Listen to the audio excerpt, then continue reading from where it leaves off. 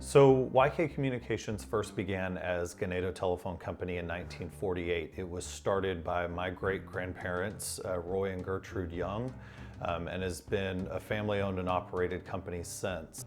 My grandparents were actually the founding owners of the company.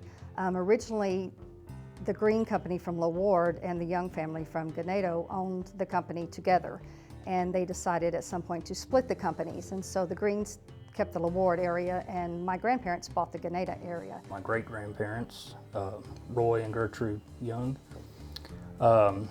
they ran the company up into the 60s, and then my grandfather took over, Raymond. He was very progressive in the industry, very well known, very well liked. When I came into the company, when I got involved in the company, my grandfather, Raymond Young, was kind of the driving force behind the company at the time.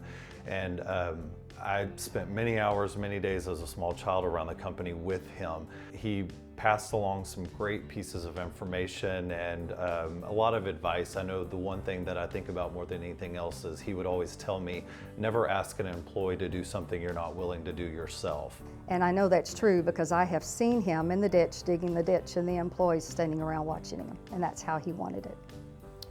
He was just a great person. I think everybody that knew him admired him. Oh, Raymond was so sweet. I didn't work alongside of him much.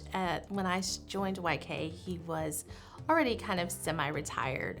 I remember him always wearing his gray Dickies and always having a lab beside him. A story that I always loved was my dad talked about no one really wanted to crawl under the house to drag the cable underneath. He had a rat terrier that he would use to wire customers' houses with.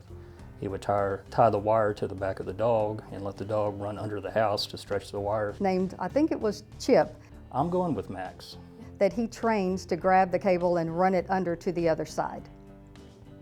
My dad always laughed and said that my mom had way more seniority in the company than he did because he had gone off to the service and then had gone back and finished college at Texas A&M, and she was working nights as a telephone operator. And he came home from college one day and told my grandfather, I need a date for a dance tonight. Do you know anyone?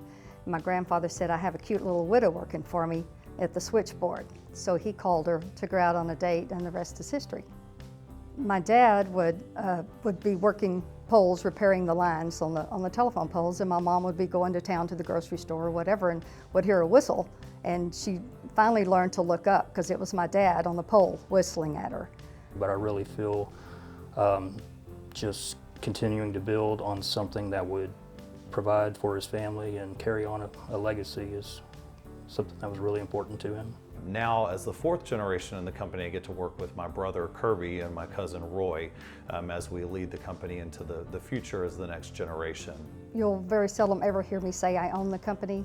I work here and the employees are my family. I tell them that when they first come on board. You are now a part of my family, like it or not. And they are my family.